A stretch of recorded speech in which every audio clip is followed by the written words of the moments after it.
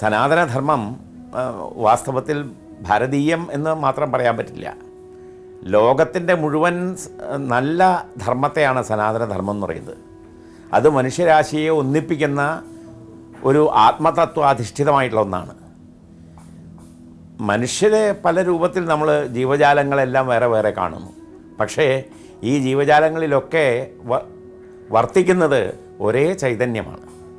എങ്ങനെയാണോ ഒരേ ഒരു ആകാശത്തെ സൂര്യൻ വിഭിന്ന ജലാശയങ്ങളിൽ പ്രതിബിംബിക്കുമ്പോൾ വേറെ വേറെയായിട്ട് നമുക്ക് തോന്നുന്നത്, അതുപോലെ ലോകത്തിൽ നമുക്ക് ജീവജാലങ്ങളെയൊക്കെ വേറെ വേറെ ഒന്നാണ്. അല്ലാതെ വാസ്തവത്തിൽ അവർ ഭിന്നങ്ങളല്ല. അതെല്ലാം ഇതിൻ്റെ പ്രതിബിംബങ്ങൾ മാത്രമാണ്. അങ്ങനെ സനാതനമായ ഒരു ധർമ്മമേ ഉള്ളൂ. അത് ലോകത്തിൻ്റെ മാനവരാശിയുടെ ഒരു ധർമ്മമാണ്. അതുകൊണ്ടാണ് പാശ്ചാത്യരായിട്ടുള്ള പണ്ഡിതന്മാർ പോലും ഭാരതീയ സനാതനധർമ്മത്തെ അത് ലോകത്തിൻ്റെ സനാതനധർമ്മമായിട്ട് അംഗീകരിച്ചിട്ടുള്ളത്. അത് ഋഷിപ്രോക്തമാണ്.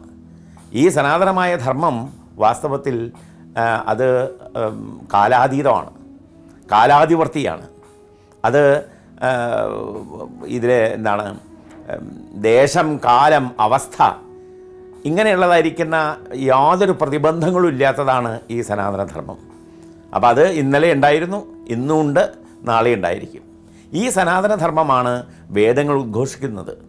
ഈ സനാതനധർമ്മമാണ് വേദാന്തത്തിലെ ഉപനിഷത്തുകളിൽ കൂടെയൊക്കെ അതിശക്തമായ വ്യത്യസ്ത രീതികളിൽ, പല മാർഗങ്ങളിൽ, പല കഥകളിൽ കൂടെ അവതരിപ്പിക്കുന്നത്.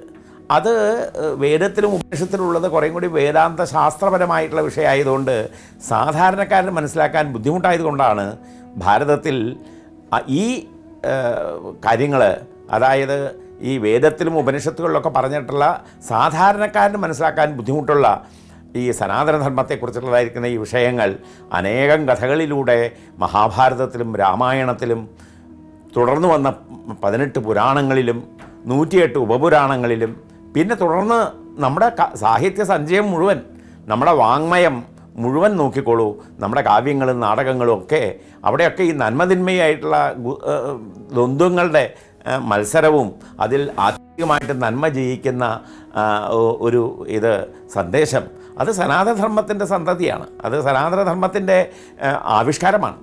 ആ ആവിഷ്കാരമാണ് നാം ഇന്ന് കാണുന്നത്. അങ്ങനെ സമസ്തമായ വൈദിക ഉപനിഷത് പ്രോക്തമായിരിക്കുന്ന സനാതന സംസ്കാരത്തെ, സനാതനധർമ്മത്തെ, സനാതന ചിന്താപദ്ധതിയെ ലോകത്തിൻ്റെ ചിന്താപദ്ധതിയിലേക്ക് ഉയർത്തിയതാണ് നമ്മുടെ മഹാമനീഷികളായിട്ടുള്ള ശങ്കരാചാര്യരെ പോലെയുള്ളതായിരിക്കുന്ന പ്രതിഭകൾ. അതിലിന്ന് അമൃതാനന്ദമയി ദേവിയാണ് ഇന്ന് അത് ലോകത്തിൽ പ്രായോഗികമായി അനേകം പ്രസ്ഥാനങ്ങളിലൂടെയും സ്ഥാപനങ്ങളിലൂടെയും അത് നിർവഹിച്ചുകൊണ്ടിരിക്കുന്നത്. അതിന് വലിയ ഒരു ആനന്ദത്തിൻ്റെ, സന്തോഷത്തിൻ്റെ വിഷയമാണ്. നമ്മുടെ ധർമ്മത്തിനൊന്നും ഗ്ലാനി സംഭവിക്കുന്നില്ല. ഭഗവാൻ പറഞ്ഞില്ലേ, എപ്പോഴൊക്കെ ധർമ്മത്തിന് വാട്ടം വരുന്നുവോ, ധർമ്മത്തിന് ച്യുതി വരുന്നുവോ, അതിനെ സംരക്ഷിക്കാൻ വേണ്ടി ഞാൻ അവതരിക്കുന്നത് ഇങ്ങനെ പല സന്യാസി ശ്രേഷ്ഠന്മാരുടെ രൂപത്തിലും അമ്മയുടെ രൂപത്തിലൊക്കെയാണ് ഭഗവാൻ പ്രത്യക്ഷമാവുക. ഭഗവാന്റെ പല രൂപങ്ങളിലാണ് ഇതൊക്കെ, യാതൊരു സംശയവുമില്ല. അങ്ങനെ അമ്മയുടെ ആ അനുഗ്രഹം കൊണ്ട് അങ്ങനെ സംഭവിക്കുന്നു എന്നുള്ളത് വളരെ സന്തോഷമുള്ള കാര്യമാണ്.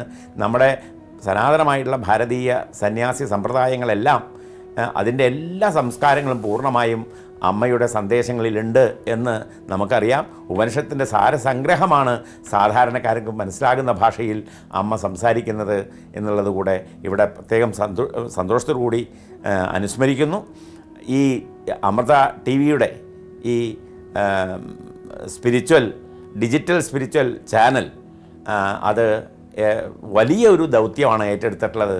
ആ ദൗത്യം ഭംഗിയായി നിർവഹിക്കാനും ലോകത്തിന് മൊത്തം സമസ്ത ജീവജാലങ്ങൾക്കും സമാധാനവും ശാന്തിയും സന്തോഷവും ഉണ്ടാവാൻ ഇത് കാരണമാകട്ടെ എന്ന് ആശംസിക്കുകയും ചെയ്യുന്നു.